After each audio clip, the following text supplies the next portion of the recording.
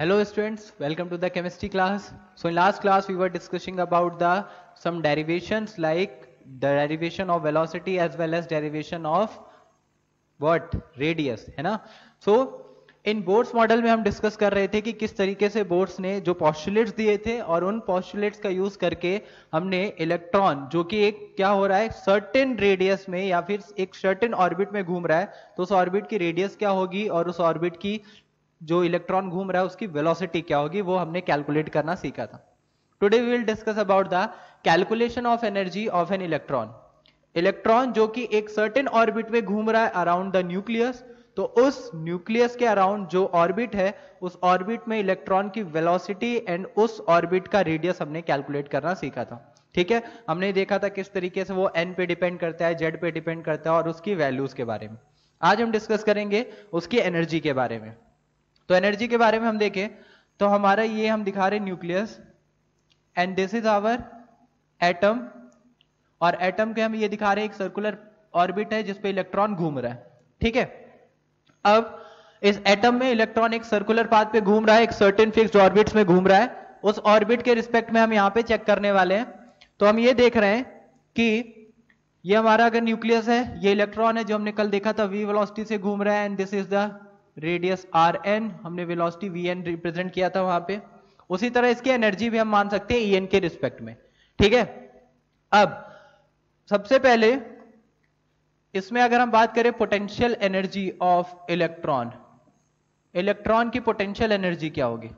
Potential energy of electron, ये electron जो कि घूम रहा है तो ये हम दिखा रहे हैं ये हमारे पास क्या पॉजिटिव चार्ज होगा जो कि न्यूक्लियस है, रेडियस आर एन है, वी एन वेलोसिटी से ये इस सर्कुलर पाथ पे मोशन कर रहा है इलेक्ट्रॉन. तो potential of potential energy of electron क्या हो जाएगा 1/4 pi epsilon not Q1 Q2 upon R. Correct. अब हम एग्जैक्ट पोटेंशियल एनर्जी का कैलकुलेशन कर रहे हैं. तो 1/4 पाई एप्सिलॉन नॉट को हमने कांस्टेंट दिखाया था K कल के डेरिवेशन में, साथ में Q1 Q2 अगर हम देख ले तो हमारे पास क्या हो जाएगा, एक इलेक्ट्रॉन है, दूसरा ZE है डिवाइडेड बाय R, और एक पॉजिटिव है एक निगेटिव है. जब साइन के साथ रखेंगे एग्जैक्ट कैलकुलेशन करने के लिए तो हमारे पास क्या आ जाएगा, एक पॉजिटिव इलेक्ट्रॉन जिसपे चार्ज निगेटिव, इस पे पॉजिटिव, तो एक Q1 निगेटिव है Q2 पॉजिटिव है, तो पॉजिटिव निगेटिव का मल्टीप्लाई निगेटिव आ जाएगा जब पोटेंशियल एनर्जी हम कैलकुलेट करते हैं. तो हमारे पास क्या आ जाएगा KZE² by R with minus. ये आ गया हमारे पास पोटेंशियल एनर्जी ऑफ इलेक्ट्रॉन. ठीक है, याद करिए मैंने आपको ये पोटेंशियल एनर्जी हमने एक और जगह पढ़ी थी रदरफोर्ड मॉडल में, जहां पे हमने देखा था कि ये अल्फा पार्टिकल है और ये अल्फा पार्टिकल किधर मूव कर रहा था, एक दूसरे एटम के न्यूक्लियस की तरफ. ये उसका न्यूक्लियस है, तो अल्फा पार्टिकल इसके न्यूक्लियस की तरफ मूव कर रहा था. वहां भी हमने पोटेंशियल एनर्जी पढ़ी थी क्या, K Q1 Q2 by R ही पढ़ी थी. Q1 Q2 हमने वहां पे ये पॉजिटिव रखा क्योंकि ये भी पॉजिटिव था ये भी पॉजिटिव था, दोनों पॉजिटिव थे तो Q1 Q2 रख दिया था. फिर उसके बाद मैंने एक दो क्वेश्चन भी आपको दिए थे, मैंने उसमें बोला था बस आप पोटेंशियल एनर्जी का फॉर्मूला मैं बताना चाह रहा हूं, इसलिए आपको सीधा सीधा मैंने वहां पे Q1 Q2 चार्ज के साथ रखे जाएंगे, पोटेंशियल एनर्जी का वेरिएशन कैसे आता है ये नहीं बताया था. ये नहीं बताया था क्योंकि मैंने बोला था electrostatic force of attraction and potential energy के बस आप फॉर्मूले पढ़ लीजिए. तो इलेक्ट्रोस्टैटिक फोर्स ऑफ अट्रैक्शन हमने पढ़ा था 1/4 pi epsilon not Q1 Q2 by R square, and potential energy हमने पढ़ा था 1/4 pi epsilon not Q1 Q2 by R. तो वो Q1 Q2 बाई R है, बट जब हम एग्जैक्टली कैलकुलेट करेंगे तो वो साइन के साथ रखे जाते हैं, उसके रिस्पेक्ट में पोटेंशियल एनर्जी निकलती है. अब ये पोटेंशियल एनर्जी पॉजिटिव निगेटिव क्या रिप्रेजेंट करता है, कितना वर्क डन करना पड़ेगा, उसके रिस्पेक्ट में पोटेंशियल एनर्जी आती है. ये सब आपको फिजिक्स में पढ़ाया जाएगा. तो अभी के लिए आप बस याद रखिए कि हम यहाँ पे potential energy Q1 Q2 by R का जो यूज कर रहे हैं, तो यहाँ पे Q1 Q2 के जो भी चार्ज हैं उनको हम साइन के साथ रख के एग्जैक्ट वैल्यू पोटेंशियल एनर्जी की निकाल रहे हैं जो कि आएगी माइनस KZ² बाई R. ठीक है, नाउ नेक्स्ट, ये तो हो गई हमारी पोटेंशियल एनर्जी ऑफ इलेक्ट्रॉन जो कि इस nth ऑर्बिट में घूम रहा है. अगर मैं बोल दूं electron is revolving around the nucleus in nth orbit. So electron is revolving around the nucleus in nth orbit. ये हमने nth ऑर्बिट लिया है, उसके रिस्पेक्ट में हम रेडियस भी n के साथ रिप्रेजेंट कर रहे हैं। अब ये फर्स्ट ऑर्बिट होगा तो r1 आएगा, सेकंड ऑर्बिट होगा तो r2 आएगा कि सेकंड ऑर्बिट की रेडियस कितनी है। उसी तरह फर्स्ट n की जगह 1 रखेंगे तो फर्स्ट ऑर्बिट में वेलोसिटी क्या है v2 कैलकुलेट कर सकते हैं। सेकंड रेडियस सेकंड ऑर्बिट में वेलोसिटी क्या है, थर्ड ऑर्बिट में वेलोसिटी क्या है, तो वो हम कैलकुलेट कर सकते हैं। तो n बस उसको रिप्रेजेंट कर रहा है, electron is revolving around the nucleus in nth orbit. Potential energy के बाद हम काइनेटिक एनर्जी का कैलकुलेशन अगर करें, काइनेटिक एनर्जी ऑफ इलेक्ट्रॉन किसमें, nth ऑर्बिट में ही बात कर रहे हैं। काइनेटिक एनर्जी हम किससे दिखाते हैं, हाफ mv²। भाई ये इलेक्ट्रॉन है तो इसका एक मास होगा, इलेक्ट्रॉन है इसका मास है, और इसकी एक वेलोसिटी है जिस वेलोसिटी से इस सर्कुलर पाथ पे कंटिन्यूअसली मोशन कर रहा है, करेक्ट। तो इसका एक मास है और साथ में v एक वेलोसिटी है। तो मास एंड वेलोसिटी के रिस्पेक्ट में हमारे पास काइनेटिक एनर्जी आएगी। अब अगर हम देखें तो अभी हमने स्टार्टिंग में एक रिलेशन पढ़ा था mv²/r इज इक्वल टू, वो रिलेशन कहां से आ रहा था वो भी लिख देता हूं मैं, आप कंफ्यूज होंगे। हमने ये पढ़ा था कि हमारे पास जो फोर्स ऑफ इलेक्ट्रोस्टैटिक था वो फोर्स ऑफ सेंट्रीपिटल या सेंट्रीफ्यूगल फोर्स के इक्वल था। तो वहां पे हमने पढ़ा था 1/4πε0 q1 q2/r² is equal to mv²/r। इस चीज को हम k बोल रहे हैं तो k q1 q2/r² mv²/r। ये r से r कैंसिल आउट होगा तो k q1 q2 is equal to mv²। ये रिलेशन कहां से आ रहा है, ये रिलेशन मैंने फिर से ऐड किया। काइनेटिक एनर्जी तो ये हो गई। अब ये रिलेशन हमने पढ़ा था कल के डेरिवेशन में। कल का डेरिवेशन जब हमने स्टार्ट किया था, डेरिवेशन स्टार्ट किया था कि रेडियस के कैलकुलेशन में, तो हमने देखा था कि जो इलेक्ट्रॉन है जो सर्कुलर पाथ पे मोशन कर रहा है, उस इलेक्ट्रॉन पे एक इलेक्ट्रोस्टैटिक फोर्स ऑफ अट्रैक्शन भी लग रहा है, साथ में उसके सर्कुलर मोशन की वजह से एक सेंट्रीपिटल फोर्स भी है, और उसके सेंट्रीपिटल फोर्स है तो सेंट्रीफ्यूगल फोर्स भी होगा जो कि एक एपरेंट फोर्स है ना। सेंट्रीफ्यूगल फोर्स जो कि एक एपरेंट फोर्स है, स्यूडो फोर्स बोल सकते हैं, तो वो एग्जैक्ट फोर्स ना होके एक स्यूडो फोर्स की तरह बिहेव कर रहा है, ठीक है। तो सेंट्रीपिटल फोर्स के इक्वल अगर हम कर दें इलेक्ट्रोस्टैटिक फोर्स ऑफ अट्रैक्शन तो वहां से भी आ जाएगा mv²/r is equal to 1/4πε0 q1 q2/r², ठीक है। तो ये जो रिलेशन है mv², इस mv² को उठा के हम यहां पे रख रहे हैं काइनेटिक एनर्जी में, इसके वैल्यू को। तो अगर मैं बोल दूं ये इक्वेशन मान लेते हैं a स्मॉल a, ठीक है। अब इसको इधर रफ करता हूं, this is equation a। From equation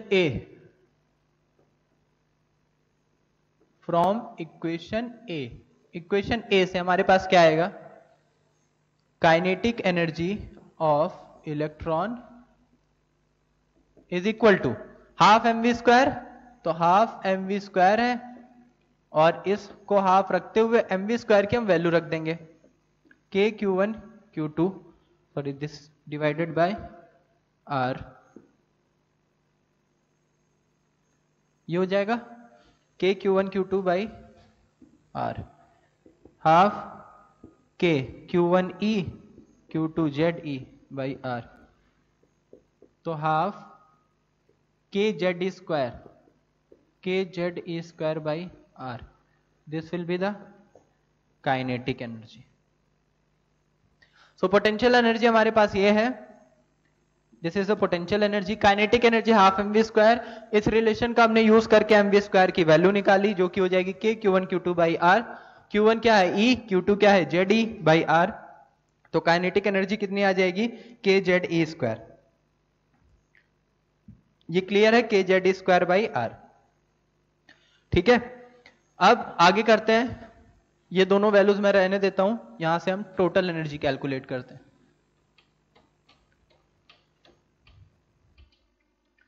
मैं फिर बता रहा हूं, फोर्स के कैलकुलेशन करते टाइम जो हमने फोर्स में फॉर्मूला लिखा था 1/4πε0 k q1 q2/r², वहां पे q1 q2 का साइन नहीं रखना है कि एक इलेक्ट्रॉन है एक पॉजिटिव है माइनस में रख दिया तो f की वैल्यू आ गई -1/4πε0 k q1 q2/r। वहां जो पॉजिटिव नेगेटिव बस वो बता रहा है कितना फोर्स ऑफ अट्रैक्शन है और कितना फोर्स ऑफ रिपल्शन है, ठीक है, उसके रिस्पेक्ट में आता है। तो वहां बस मैग्नीट्यूड।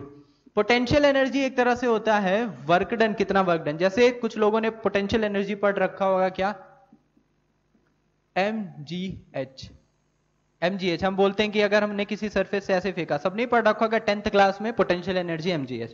तो यहां हाइट तक एक, अगर मैंने एक बॉल को ऐसे फेंका ऊपर की तरफ, बॉल को क्या किया ऊपर की तरफ फेंका, तो ये जा रही है, तो इस पॉइंट पे इसकी पोटेंशियल एनर्जी कितनी होगी mgh।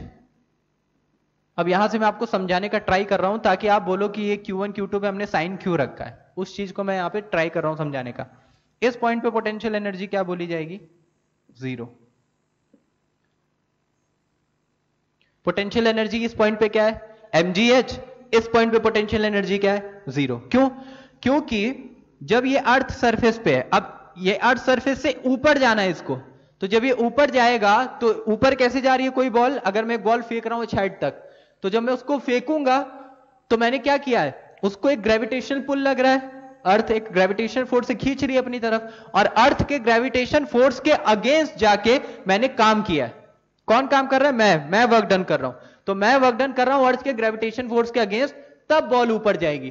तो जो मैंने एनर्जी दी है बॉल को, वो बॉल को एनर्जी कैसे मिलेगी, वो उसमें सेव हो जाएगी एज अ पोटेंशियल एनर्जी। तो वो जैसे जैसे ऊपर जाएगा वो उसकी पोटेंशियल एनर्जी के फॉर्म में, इस पॉइंट पे पहुंच गया मैक्सिमम हाइट जो कि h है, यहां पे इसकी पोटेंशियल एनर्जी mgh हो जाएगी, क्योंकि जो एनर्जी मैंने दी, या फिर ऐसा समझ लो कि इस पॉइंट पे पोटेंशियल एनर्जी जीरो है और यहां पे इसको मैं एक वेलोसिटी दूंगा तो एक काइनेटिक एनर्जी होगी, काइनेटिक एनर्जी होगी इस पॉइंट पे, क्योंकि मैंने इसको एक वेलोसिटी दी, बिना वेलोसिटी दिए तो ऊपर जाएगा नहीं है, तो मैं इसको एक वेलोसिटी दे रहा हूं, काइनेटिक एनर्जी प्रोवाइड कर रहा हूं। तो इस पॉइंट पे पोटेंशियल एनर्जी जीरो है, काइनेटिक एनर्जी टोटल हो जाएगी हाफ mv²। अब ये जैसे जैसे ऊपर जाएगा फोर्स लग रहा है, खींचेगा उसको अपनी तरफ, ग्रेविटेशन फोर्स, तो काइनेटिक एनर्जी कम होगी। क्यों, क्योंकि वेलोसिटी कम होती जाएगी। जब वेलोसिटी कम होती जाएगी तो काइनेटिक एनर्जी कम होती जाएगी, और वही काइनेटिक एनर्जी पोटेंशियल एनर्जी में कन्वर्ट होती जाएगी। जब ये इस पॉइंट पे पहुंच जाएगा तो इस पॉइंट पे वेलोसिटी क्या हो जाएगी, जीरो। इस पॉइंट पे वेलोसिटी जीरो हो गई, मतलब काइनेटिक एनर्जी क्या हो गई, जीरो। और जितनी काइनेटिक एनर्जी से यहां से चला था वो सारी काइनेटिक एनर्जी यहां किस में कन्वर्ट हो जाएगी, पोटेंशियल एनर्जी में, वही काइनेटिक एनर्जी mgh बन जाएगी।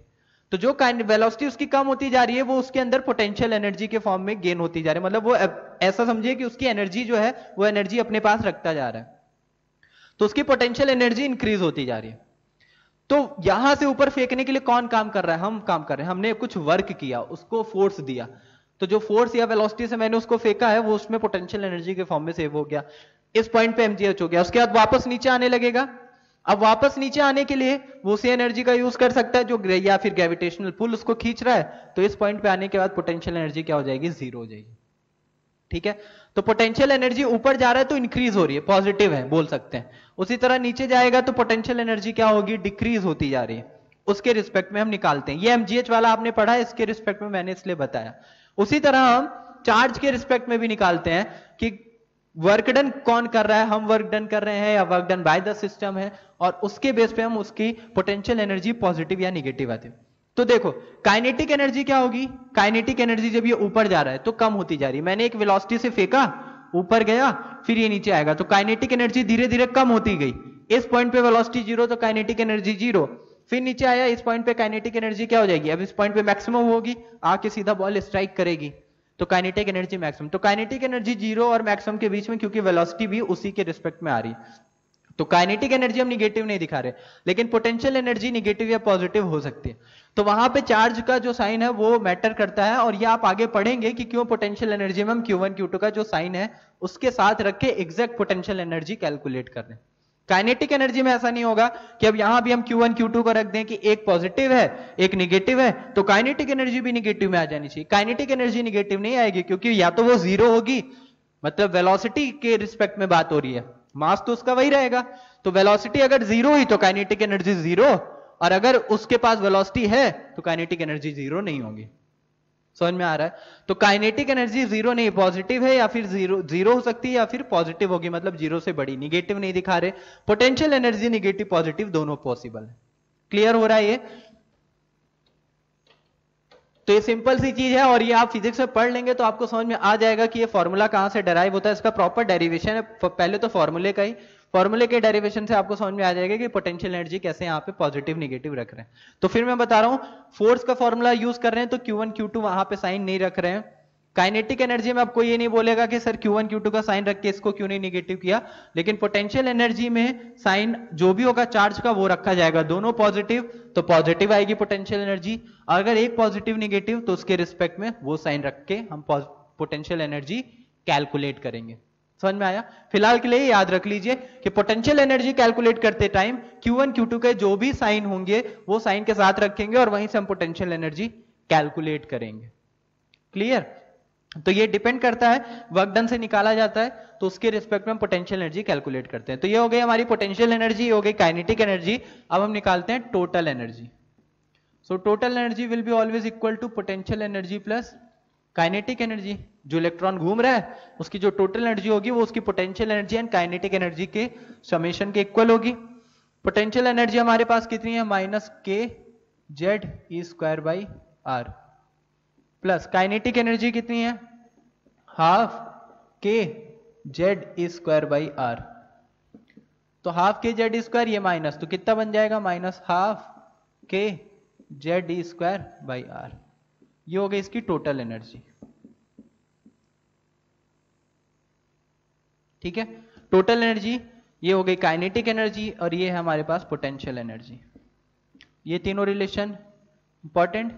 ठीक है, जिस ऑर्डर में कि लिखा था मैंने उसी ऑर्डर में हम लोग नोट कर लेंगे। तो पहले पोटेंशियल एनर्जी निकाली थी, फिर हमने इधर से काइनेटिक स्टार्ट करके यहाँ पे काइनेटिक एनर्जी की वैल्यू निकाली, and now we are calculating the total energy of electron जो nth ऑर्बिट में घूम रहा होगा। नोट कर लिया सबने?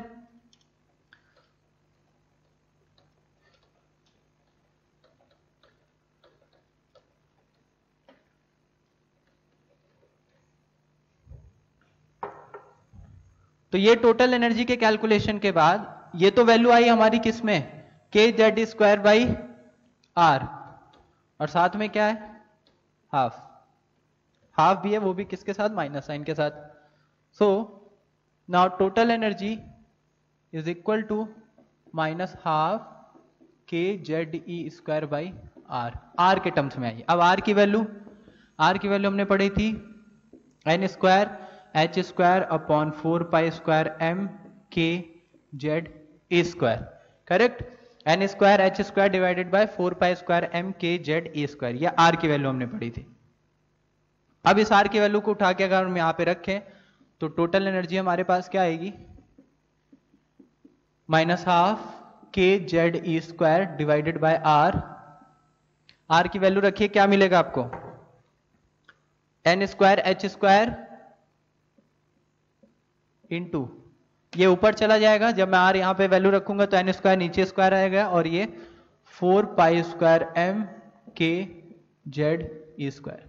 This is Z not 2। ठीक है, उसको 2 मत समझ लीजिएगा।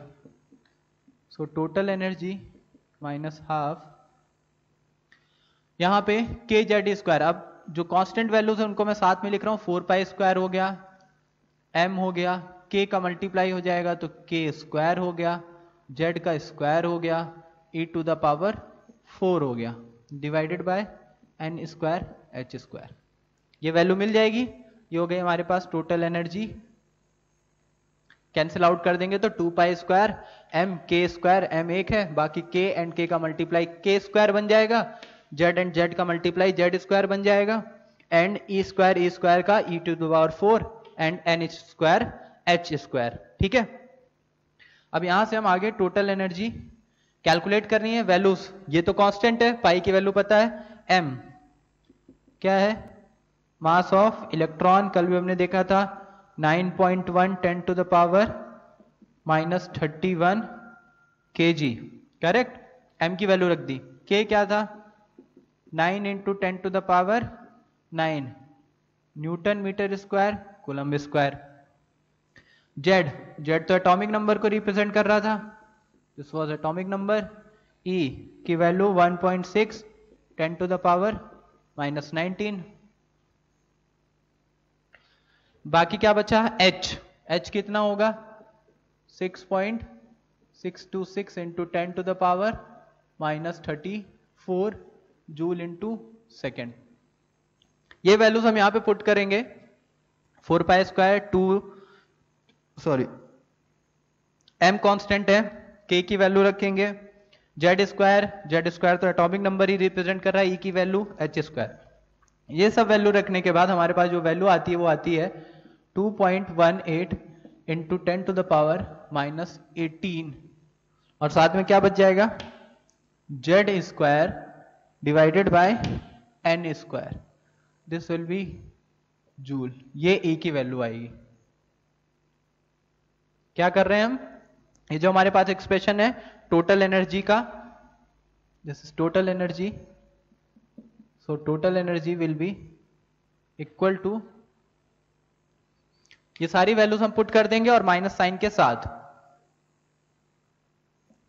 ये माइनस, तो माइनस साइन के साथ ये सारी मास ऑफ इलेक्ट्रॉन एम, ये सारी वैल्यूज हम जब पुट करेंगे इसमें तो टोटल एनर्जी आएगी 2.18 into 10 to the power minus 18 Z square by N square joule के रिस्पेक्ट में। ठीक है, जूल में कैलकुलेट कर रहे हैं, सबकी एमकेएस यूनिट में रखा है, newton metre square coulomb KG, ये तो एटॉमिक नंबर है, ये भी कूलम में रखा है और ये भी जूल इंटू सेकेंड में, तो टोटल एनर्जी आ जाएगी जूल में। इसी को अगर हम इलेक्ट्रॉन वोल्ट में कन्वर्ट करें तो हमारे पास आता है -13.6 Z square by N square, ये इलेक्ट्रॉन वोल्ट में आती है। अब जूल से इलेक्ट्रॉन वोल्ट में कन्वर्जन तो सबको आता ही है, हमने एक्सप्रेशन पढ़ा था, 1 electron volt is equal to 1.6 into 10 to the power minus 19 joule, तो वो कन्वर्जन आ जाएगा। उसी तरह अगर आपको कैलोरी में कैलकुलेट करना है, ठीक है, जूल के साथ अगर हम इसको कैलोरी में कन्वर्ट करते हैं तो जूल का कैलोरी में कन्वर्जन पता है सबको क्या होता है, क्या होता है जूल का कैलोरी में कन्वर्जन, किलो कैलोरी कर लो या कैलोरी कर लो तो वो आ जाएगा आपके पास 313.6 किलो कैलोरी। ये किलो कैलोरी में, ये सारी वैल्यूज आपको याद होनी चाहिए क्योंकि कन्वर्जन में आपको बहुत टाइम लगेगा, है ना, यही होगा। वैसे तो हम पढ़ते हैं 1 जूल जो भी हमारा कितना आ जाता है 4.18 या 4.21 कैलोरी जो भी कन्वर्जन होता है जूल का, ठीक है, तो कन्वर्ट तो कर सकते हैं इलेक्ट्रॉन वोल्ट को जूल में, कैलोरी को जूल में, बट ये वैल्यूज आपको याद होनी चाहिए क्योंकि क्वेश्चन करते टाइम अगर ये वैल्यूज याद है तो कभी आपको जूल में दिया है, कभी किलो कैलोरी में दे रखा है या फिर कभी इलेक्ट्रॉन वोल्ट में दे रखा है, तो सीधा वैल्यूज याद रहेंगे तो सीधा सीधा हम रख सकते हैं।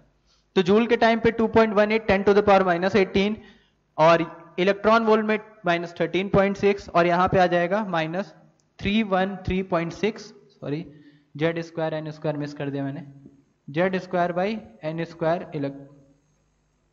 किलो कैलोरी, ये हो जाएगा यहाँ पे। सो ये टोटल एनर्जी हो जाएगी किलो कैलोरी में। तो joule, electron volt, kilo calorie, तीनों क्लियर है सबको, ठीक है, नोट कर लीजिए।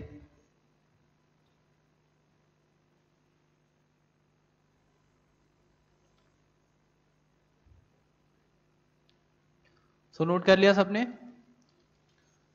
तो ये वैल्यूज आप याद रखिएगा।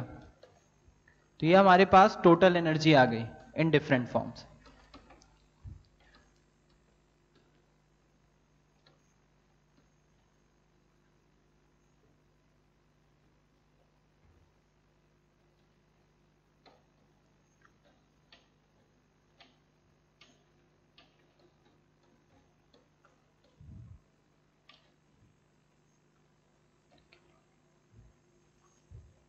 चलिए अब आगे हम डिस्कशन करते हैं। आई होप यहां तक आपको समझ में आ गया होगा। कितना लिखा था हमने 10 to the power minus 19 joule के रिस्पेक्ट में।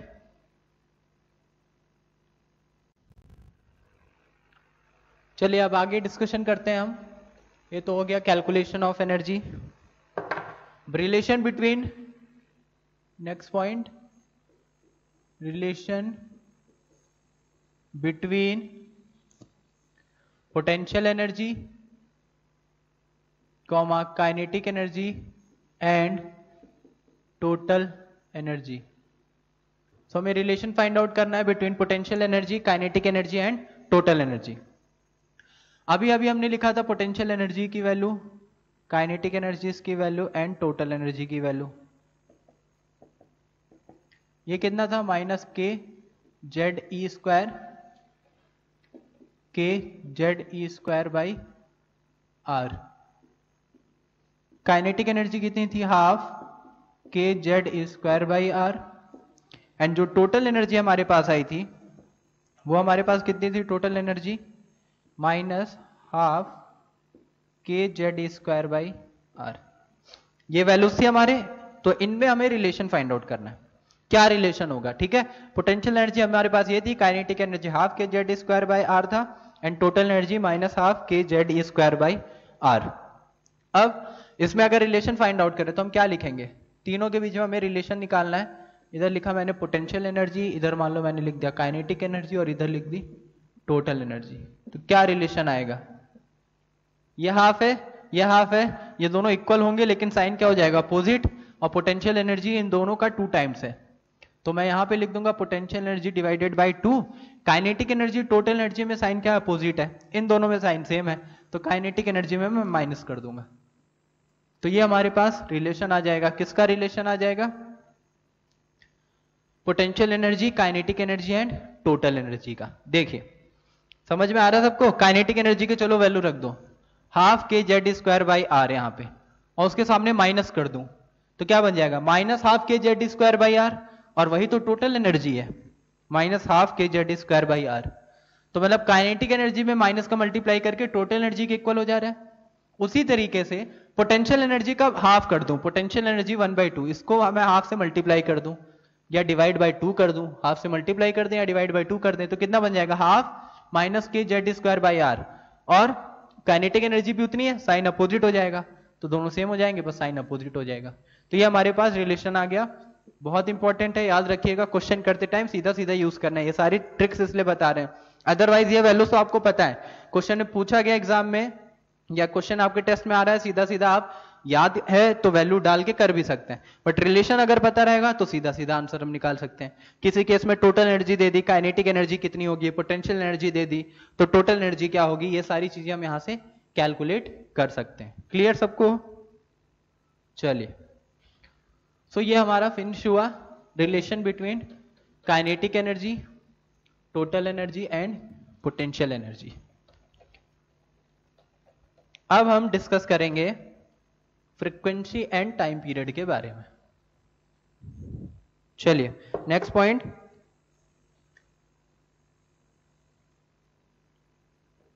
कैलकुलेशन ऑफ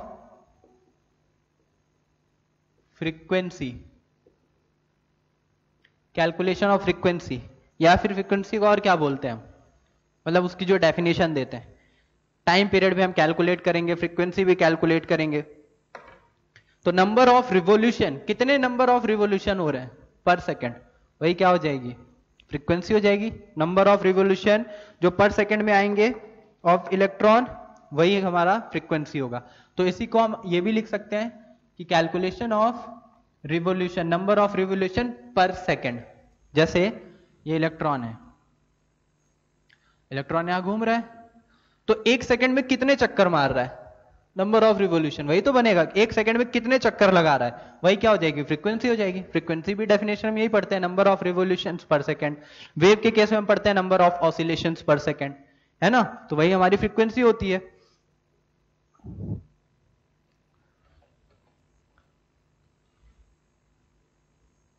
तो इसी चीज को मैं ये भी लिख दे रहा हूं ताकि आप कंफ्यूज ना हो, calculation of number of revolution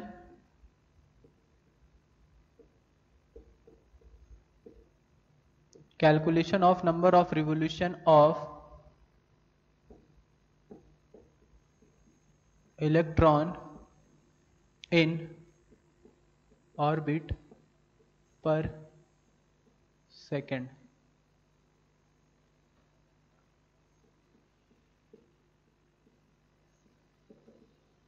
so calculation of number of revolution of electron in orbit per second या फिर calculation of frequency। ठीक है, चलिए, कि ये positive, this is electron. So number of revolution पर सेकंड क्या लिखा जाएगा, नंबर ऑफ रिवॉल्यूशन पर सेकंड, एक सेकंड में जितने रिवॉल्व करेगा वो, क्योंकि न्यूक्लियस के अराउंड वो रिवॉल्व कर रहा है कंटिन्यूअसली, सो एक सेकंड में कितने चक्कर लगा रहा है, तो एक सेकंड में कितने चक्कर लगा रहा है ये हमें फाइंड आउट करना है। तो नंबर ऑफ रिवॉल्यूशन पर सेकंड क्या लिखा जाएगा, velocity of electron divided by circumference of the orbit. जिस ऑर्बिट में इलेक्ट्रॉन घूम रहा है उसका सर्कमफ्रेंस क्या होगा? तो velocity of electron divided by circumference of the orbit. कैसे हो रहा है ये? चलिए इधर मैं एक सिंपल से एग्जांपल समझाता हूं। मान लीजिए जिस सर्कुलर पाथ पे घूम रहा है उसका सर्कमफ्रेंस, मैं क्या बोल रहा हूं, मैं ये आपको समझाने के लिए बस बता रहा हूं। सर्कमफ्रेंस हमारे पास है 10 मीटर, यानी ये पूरा 10 मीटर का एक सर्कमफ्रेंस है। और इलेक्ट्रॉन की जो वेलोसिटी है वो कितनी है? मान लीजिए 5 मीटर पर सेकेंड। ठीक है, अगर 5 मीटर पर सेकेंड से इलेक्ट्रॉन घूम रहा है 10 मीटर के सर्कमफ्रेंस में, तो 1 सेकेंड में वो 5 मीटर कंप्लीट करेगा, यहां तक पहुंचेगा, फिर 2 सेकेंड में वो यहां पहुंचेगा, तो 2 सेकेंड में वो एक कंप्लीट करेगा। अब उसी तरह अगर मैं वेलोसिटी मान लीजिए ले रहा हूं 20 मीटर पर सेकेंड, मैं ज्यादा रख रहा हूं वेलोसिटी, उससे आपको समझ में आ जाएगा, अदर दूसरे वाले में भी आएगा, सब में सेम ही चीज हो रही है। सो सर्कमफ्रेंस 10 मीटर, वेलोसिटी मान लीजिए 20 मीटर पर सेकेंड है। तो यहां से चलना स्टार्ट किया, पूरे सर्कमफ्रेंस को कवर कर लेगा 10 मीटर, वेलोसिटी उसके 20 मीटर पर सेकेंड, यानी 1 सेकेंड में 20 मीटर डिस्टेंस कवर करना है। तो 10 मीटर पहले यहां कवर किया, फिर 10 मीटर कवर करेगा, तो यानी 1 सेकेंड में कितने चक्कर वो मार देगा? 2 चक्कर। 1 सेकेंड में 2 सर्कमफ्रेंस पूरा वो कवर कर लेगा, यानी 1 सेकेंड में 2 रिवॉल्यूशन कर रहा है। तो वही उसकी क्या बन जाएगी? फ्रीक्वेंसी, यानी रिवॉल्यूशन पर सेकेंड। 1 सेकेंड में 2 रिवॉल्यूशन, तो 1 सेकेंड में 2 रिवॉल्यूशन करेगा, वो आ जाएगा इसका आंसर। अब इससे पहले हमने 5 लिया था, 5 मीटर पर सेकेंड रखते तो फ्रीक्वेंसी ये कितना आता? नंबर ऑफ रिवॉल्यूशन पर सेकेंड। अगर मैं इसको 5 रख दूं, 5 मीटर पर सेकेंड, तो 5 मीटर, यानी 1 सेकेंड में 5 मीटर, तो 1 सेकेंड में यहां तक पहुंचेगा क्योंकि पूरा 10 मीटर का है, तो 1 सेकेंड में यहां पहुंचेगा, फिर अगले 1 सेकेंड में यहां पहुंचेगा, यानी 2 सेकेंड में वो क्या कर रहा है? 10 मीटर कंप्लीट कर रहा है। तो 1 सेकेंड में कितना हो कंप्लीट करेगा? 5। वो तो दिख ही रहा है आपको 5 मीटर पर सेकेंड के रिस्पेक्ट में। तो उसके रिस्पेक्ट में आपको अगर फ्रीक्वेंसी निकालनी हो कि नंबर ऑफ रिवॉल्यूशन पर सेकेंड, कितने रिवॉल्यूशन वो पर सेकेंड करेगा, तो कैलकुलेट कर सकते हैं हम, तो उसके रिस्पेक्ट में हम यहां से निकाल सकते हैं। ठीक है, तो ये तो हो गई सिंपल जी, तो जिससे हमने समझने का ट्राई किया। अब आगे इस फॉर्मूले की बात करते हैं। तो नंबर ऑफ रिवॉल्यूशन जो हमारे पास आ रहा है, this is not working,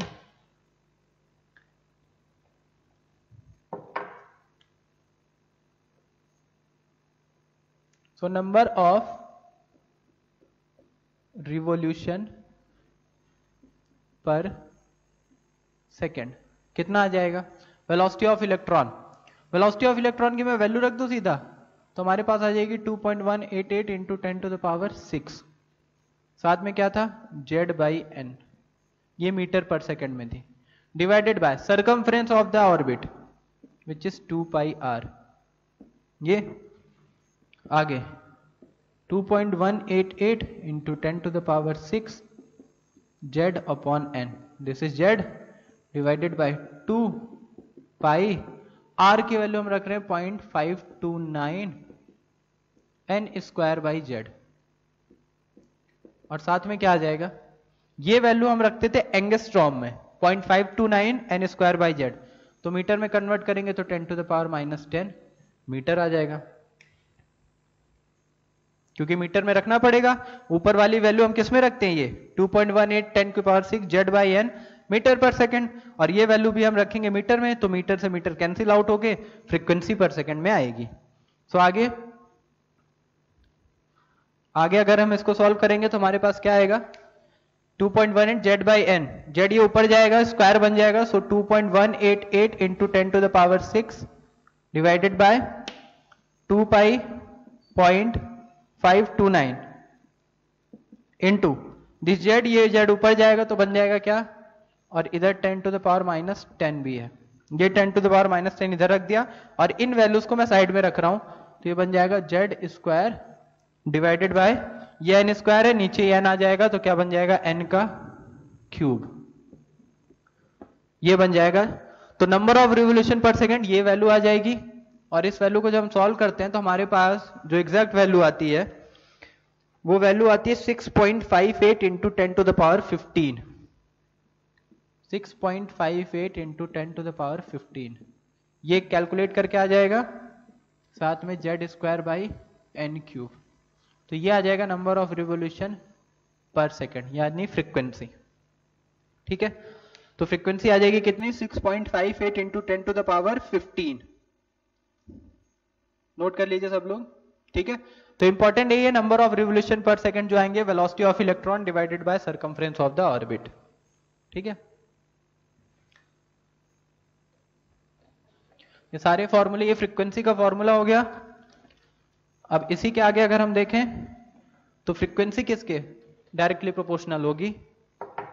so frequency is directly proportional to Z square by N का cube.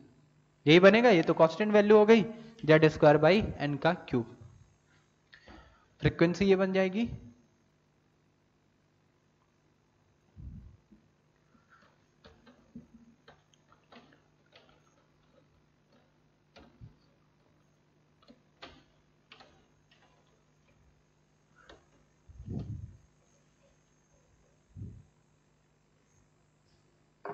Now if z is constant, अगर z कांस्टेंट है तो क्या हो जाएगा frequency inversely proportional to N cube. N cube हो जाएगी यानी फ्रीक्वेंसी के रिस्पेक्ट में हमारे पास क्या मिल जाएगा ν1 बाई ν2 इज इक्वल टू, अगर दो फ्रीक्वेंसी को हम कंपैरिजन कर रहे हैं तो n2 बाई n1 का होल क्यूब है ना, ये रिलेशन आ जाएगा। So this relation will be final, ये फाइनल रिलेशन हो जाएगा। तो ν1 by ν2 is equal to n2 by n1 का होल क्यूब। सिमिलरली अगर आप n कांस्टेंट करते हैं तो z के साथ क्या बन जाएगा directly proportional. If n is constant, अगर n कांस्टेंट है तो उस केस में ν1 is directly proportional to z square, so ν1 by ν2 is equal to क्या आ जाएगा z1 square divided by z2 का square. So ν1 by ν2 is equal to z1 by z2 का स्क्वायर। ठीक है, ये रिलेशन हो जाएगा। तो ये दो पॉइंट है। अच्छा, ये चीज हमने एनर्जी वाले में अभी मिस कर दिया ना, नहीं लिखा था। एनर्जी किसके डायरेक्टली प्रोपोर्शनल होगी वो भी अभी हम लिख लेंगे लास्ट में। ठीक है, वहां पे छूट गया तो कोई बात नहीं। तो यहां तक नोट कर लिया सबने। चलिए आगे फ्रीक्वेंसी की तरह ही हम टाइम पीरियड का कैलकुलेशन देखते हैं।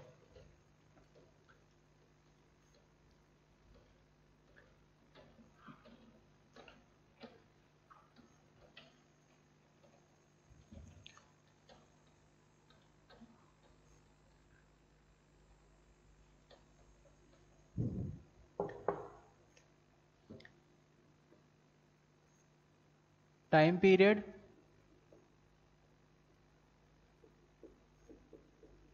टाइम टेकन फॉर क्या होता है 1 रिवॉल्यूशन। तो 1 रिवॉल्यूशन में जो टाइम वो ले रहा है वही क्या हो जाएगा time period. So time period will be equal to what, time period आपको पता ही है फ्रीक्वेंसी का अपोजिट होता है, पहले से सबको पता है, वेव में भी हमने पढ़ा था। टाइम पीरियड निकालते हैं फ्रीक्वेंसी का अपोजिट हो जाता है। फ्रीक्वेंसी क्या है नंबर ऑफ रिवोल्यूशंस पर सेकेंड, टाइम क्या है एक रिवोल्यूशन को कंप्लीट करने में जो टाइम लगेगा वो हमारा टाइम पीरियड हो जाएगा। तो inversely proportional to frequency, inversely proportional to frequency का मतलब क्या हो जाएगा इस बार हमारा circumference of orbit divided by velocity. So circumference of orbit divided by velocity ये आ जाएगा हमारे पास। इसी को आगे कैलकुलेट करेंगे। t is equal to 2 pi r divided by v। 2 pi r की वैल्यू r क्या रखा जाएगा 0.529 n स्क्वायर बाई z। और साथ में 10 की पावर -10।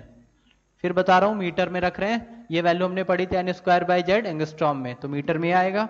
वेलोसिटी 2.188 इंटू 10⁻6 और साथ में z/n, ये मीटर पर सेकंड में आएगा।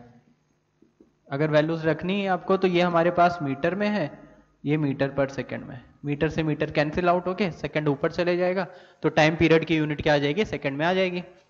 तो हमारे पास आ गया 2 pi into 0.529 into 10⁻⁻10 divided by 2.188 into 10⁻6। और इधर क्या आ जाएगा, ये z और n ऊपर चला जाएगा, n³ z का स्क्वायर। ठीक है,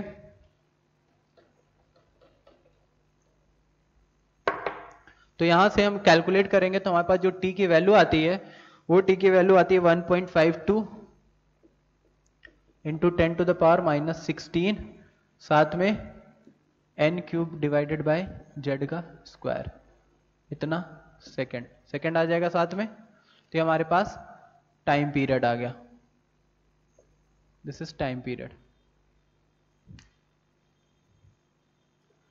तो ये टाइम पीरियड हो गया हमारा। अब इसी टाइम पीरियड के आगे इसका रिलेशन अगर हम देखें टाइम पीरियड का,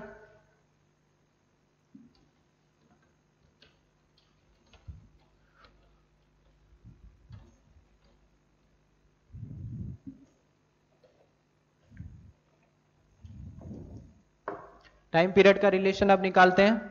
सो t is directly proportional to n³ का स्क्वायर, ये बन जाएगा। इफ n इज कांस्टेंट तो क्या आ जाएगा, t inversely proportional to z square, so t1/t2 is equal to z2/z1 का whole square.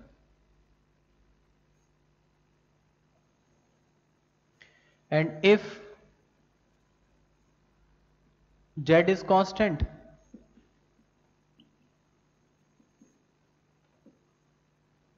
constant, then t is directly proportional to n का cube, so t1/t2 is equal to n1/n2 का whole cube. ये relation आ जाएगा हमारे पास। Clear सबको? Directly proportional to n³/z square, तो n³ के लिए n1/n2 का होल क्यूब और यहाँ पे z2/z1 का whole square, t1/t2, this is n। Clear? चलिए नोट कर लीजिए सब लोग।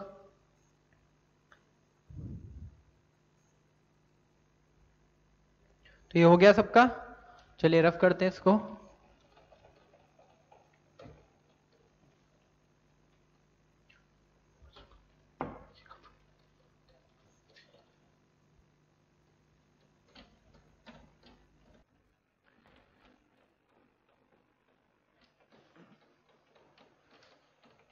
सो ये हमारा यहाँ पे कंप्लीट हुआ। ठीक है, बोर्ड्स मॉडल। अब मैं 2 मिनट के लिए वीडियो रोकता हूँ, ठीक है, फिर उसके बाद हम स्टार्ट करेंगे क्वेश्चंस।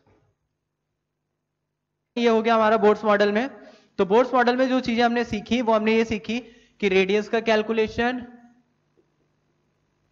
वेलोसिटी, एनर्जी एंड साथ में फ्रीक्वेंसी, टाइम पीरियड भी है। बट रेडियस, वेलोसिटी, एनर्जी जो है उसके रिस्पेक्ट, मतलब इलेक्ट्रॉन जिस भी ऑर्बिट में होगा और जिस एटॉमिक नंबर के, मतलब जिस एटम के बारे में बात हो रही होगी, उसका z और साथ में n, इन्हीं दो चीजों पे डिपेंड कर रहे हैं। चाहे रेडियस की बात करें, फॉर्मूला था 0.529 n²/z, n और z पे। वेलोसिटी की बात करें तो 2.188 10⁻6 z/n, वो भी z एंड n पे। एंड एनर्जी भी z²/n², तो z एंड n पे डिपेंड कर रहे हैं। तो अगर मैं z कांस्टेंट कर दूं तो n के रिस्पेक्ट में वो चेंज होगा, मतलब किस ऑर्बिट में इलेक्ट्रॉन प्रेजेंट है उस पर डिपेंड करेगी रेडियस, वेलोसिटी, एनर्जी। रेडियस तो ऑब्वियसली जिस ऑर्बिट में होगा उसके अकॉर्डिंग आएगी। अगर मैं n की वैल्यू बढ़ा दूंगा तो रेडियस इंक्रीज हो जाएगी, उसके रिस्पेक्ट में वेलोसिटी भी आएगी और एनर्जी भी आएगी। तो इलेक्ट्रॉन जिस ऑर्बिट में प्रेजेंट है, तो बोर्ड्स ने अपने मॉडल में यही बोला। बोर्ड्स ने क्या बोला कि इलेक्ट्रॉन जो है वो न्यूक्लियस के सराउंड, मतलब न्यूक्लियस के अराउंड में कितने भी सर्कुलर पाथ बना सकता हूं, लेकिन हर सर्कुलर पाथ में इलेक्ट्रॉन नहीं मिलेगा। इलेक्ट्रॉन कुछ फिक्स सर्कुलर ऑर्बिट में ही मूवमेंट करेगा और उसमें उन्हीं फिक्स सर्कुलर ऑर्बिट में मूवमेंट करेगा जिसमें हमने पढ़ा था क्या, mvr is equal to nh/2π होगा, और वहां से हम ये एनर्जीज एंड वेलोसिटीज कैलकुलेट कर सकते हैं। तो एक एनर्जी का अभी हम रखते जाए, जैसे अभी हमने फॉर्मूला पढ़ा था, एनर्जी इज इक्वल टू -13.6 जो टोटल एनर्जी थी Z²/n²। तो अगर मैं हाइड्रोजन के रिस्पेक्ट में बात करूं तो n की वैल्यू मैं 1 रख दूंगा तो कितनी आ जाएगी टोटल एनर्जी, -13.6। n की वैल्यू 2 रख दूंगा तो उसके रिस्पेक्ट में -13.6 डिवाइडेड बाय 4 आ जाएगा। z की वैल्यू तो 1 रहेगी, क्यों, क्योंकि हम हाइड्रोजन के लिए बात कर रहे हैं। तो हाइड्रोजन के रिस्पेक्ट में z अगर 1 कर दे, हाइड्रोजन मैंने मान लिया कि मैं हाइड्रोजन के एटम के रिस्पेक्ट में देख रहा हूं, तो टोटल एनर्जी क्या होगी, -13.6 डिवाइड बाय 1, फिर -13.6 डिवाइडेड बाय सेकंड ऑर्बिट के लिए क्या हो जाएगा, 2 का स्क्वायर 4, तो -13.6 डिवाइडेड बाय 4। फिर थर्ड पीरियड अगर हम थर्ड जो हमारा है ऑर्बिट उसकी बात करेंगे तो थर्ड ऑर्बिट के रिस्पेक्ट में n की वैल्यू क्या आएगी, 3, तो 13.6 डिवाइडेड बाय 3 का स्क्वायर जो क्या बन जाएगा 9। तो टोटल एनर्जी क्या देख रहे हैं हम, कुछ फिक्स्ड अमाउंट में आ रही है जहां पे इलेक्ट्रॉन देखने को मिलेगा। ऐसा नहीं कि हर एनर्जी के ऑर्बिट पॉसिबल है और हर एनर्जी के ऑर्बिट में इलेक्ट्रॉन मिलेगा, तो इलेक्ट्रॉन कुछ फिक्स्ड सर्कुलर ऑर्बिट में ही न्यूक्लियस के अराउंड घूमेंगे, ठीक है। और ये हमारे पास ये सारी कैलकुलेशंस आ गई रेडियस, वेलोसिटी एंड एनर्जी की। तो अब हम इस पे कुछ क्वेश्चंस करते हैं, ठीक है। तो चलिए फर्स्ट क्वेश्चन लिखते हैं, मैं लिख देता हूं बोर्ड पे।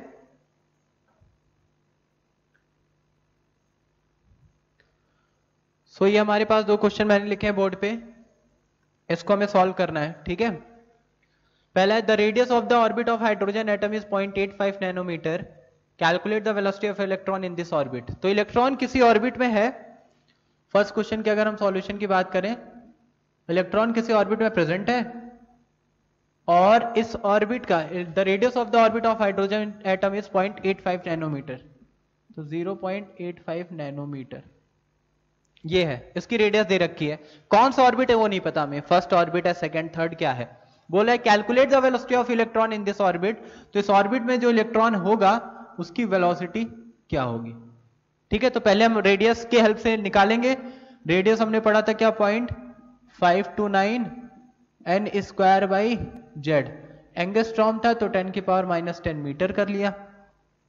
यहां पे नैनोमीटर में दे रखा है रेडियस, ठीक है।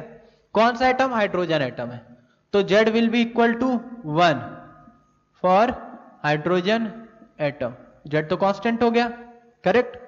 सो R की वैल्यू क्वेश्चन में दे रखी है कितनी, 0.85 नैनोमीटर, तो R की जगह मैं वैल्यू रखूंगा 0.85 नैनोमीटर को अगर मैंने कन्वर्ट किया मीटर में तो 10⁻⁹, तो 0.85 नैनोमीटर ये हो गया। R is equal to 0.529 into 10⁻⁻10 into n², Z की जगह तो 1 रख देंगे, वो तो 1 ही हो गया।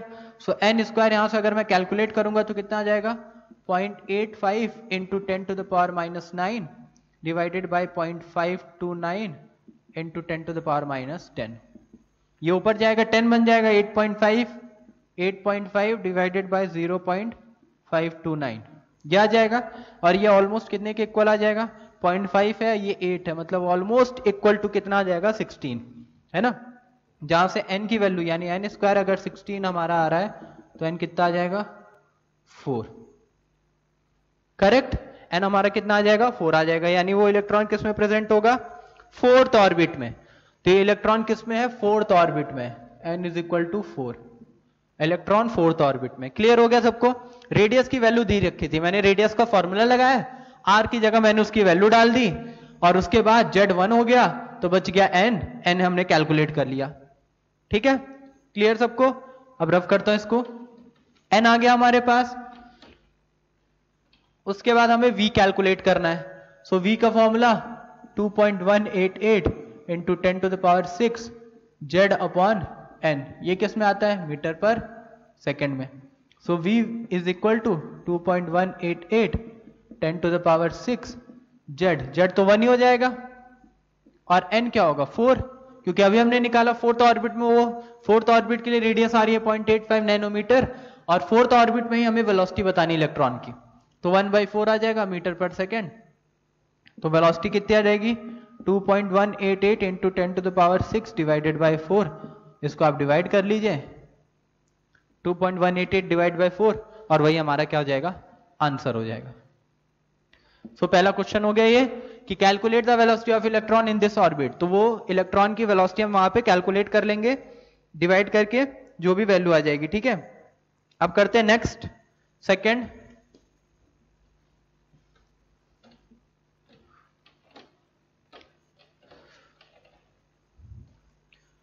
सेकंड क्वेश्चन की बात करें तो solution of second, the energy of an electron in the hydrogen atom. Energy क्या है इलेक्ट्रॉन की हाइड्रोजन एटम में? So energy of an electron in hydrogen atom is -3.4 electron volt. Energy -3.4 electron volt. एक point और कि अगर ये question में ऐसा लिखा हुआ है energy of an electron is this, तो हम उसको टोटल एनर्जी मान रहे हैं कि जो इलेक्ट्रॉन घूम रहा है, लिखा हुआ है क्वेश्चन में एनर्जी ऑफ इलेक्ट्रॉन, मतलब उसकी टोटल एनर्जी की बात कर रहा है। वहां पे कोई कंफ्यूज नहीं होगा कि what is it is, like it is potential energy और काइनेटिक एनर्जी और टोटल एनर्जी। तो हम टोटल एनर्जी के रिस्पेक्ट में ही बात कर रहे हैं। The energy of an electron hydrogen atom is -3.4 electron volt. Calculate angular momentum of electron in the given orbit. हमें क्या कैलकुलेट करना है? Angular momentum. एंगुलर मोमेंटम यानी MVR, ये कैलकुलेट करना है हमको, जो कि किसके इक्वल होता है? हमने पढ़ रखा है MVR angular momentum is equal to NH/2π। N क्या रिप्रेजेंट करता था? ऑर्बिट को, शेल नंबर को। हमने पढ़ा था बोर्स पोस्टुलेट्स में MVR क्या होता है? NH/2π, जहां पे N रिप्रेजेंट करता है क्या? शेल नंबर को, यानी किस ऑर्बिट में है। फर्स्ट ऑर्बिट क्या होगा तो N की वैल्यू 1, सेकंड ऑर्बिट होगा तो N की वैल्यू 2। मतलब बेसिकली हमें एंगुलर मोमेंटम कैलकुलेट करना है, तो H तो हमें पता ही है, H की वैल्यू कांस्टेंट होती है, पाई पता है। अगर N पता चल जाए तो एंगुलर मोमेंटम आ जाएगा, तो हमें N निकालना है। अब एनर्जी के लिए हमने फॉर्मूला पढ़ा रखा है क्या? -13.6, क्योंकि ये इलेक्ट्रॉन वोल्ट वाली दी है तो हम इलेक्ट्रॉन वोल्ट वाला फॉर्मूला लगाएंगे, Z²/N² और साथ में इलेक्ट्रॉन वोल्ट। एनर्जी क्वेश्चन में दे रखी है -3.4 -13.6, साथ में Z²/N² इलेक्ट्रॉन वोल्ट। ये हो गया क्लियर? अब इसको सॉल्व करेंगे, माइनस से माइनस कैंसिल आउट होके क्या मिलेगा? 3.4 डिवाइडेड बाय 13.6 Z²/N²। Z की वैल्यू क्या है? 1। हाइड्रोजन एटम अगेन, तो Z की वैल्यू हो जाएगी 1, तो N² अगर मैं निकालूंगा तो कितना जाएगा? 13.6 डिवाइडेड बाय 3.4, तो N² ऑलमोस्ट इक्वल टू 4 आएगा, तो N आ जाएगा कितना? 2। यानी इलेक्ट्रॉन किस में प्रेजेंट है? सेकंड ऑर्बिट में। तो सेकंड ऑर्बिट में जो टोटल एनर्जी होगी वो कितनी होगी? -3.4 इलेक्ट्रॉन वोल्ट, क्योंकि N की वैल्यू 2 पे हमारे पास एनर्जी कितनी आ रही है? -3.4 इलेक्ट्रॉन वोल्ट। ठीक है, ये N2 आ गया, इसको ही रफ कर देता हूं मैं। N2 आ गया, तो उसके बाद हमारे पास आंसर क्या आ जाएगा? एंगुलर मोमेंटम MVR NH/2π, तो 2H/2π। करेक्ट, 2 से 2 कैंसिल आउट हो गया, सो H/π। ये हमारा क्या हो जाएगा? आंसर हो जाएगा। H की वैल्यू रख दें, पाई की वैल्यू रख दें, वो आंसर हो जाएगा, या फिर सीधा H/π।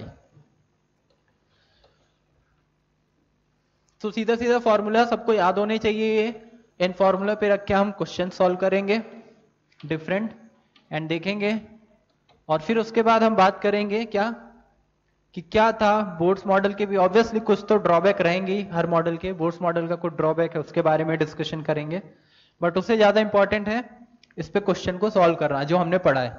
ठीक है, तो आज की क्लास हम यहां पे खत्म करते हैं। ठीक है, नेक्स्ट क्लास में मिलेंगे। नेक्स्ट क्लास में हम आगे का डिस्कशन करेंगे, क्वेश्चन सॉल्व करेंगे इसके बेस पे, और आगे का डिस्कशन करेंगे like what was the drawback of boards model, and फिर बोर्ड्स मॉडल फिनिश करेंगे, और उसके आगे फिर चैप्टर में आगे चीजों का डिस्कशन करेंगे। ठीक है, लाइक हाइड्रोजन स्पेक्ट्रम जो हमने पढ़ा था, जो कि बोर्ड्स मॉडल है, और बोर्ड्स मॉडल के बेस पे उसका किस तरीके से हाइड्रोजन के स्पेक्ट्रम को एक्सप्लेन किया गया। ठीक है, क्लियर? Okay, thank you.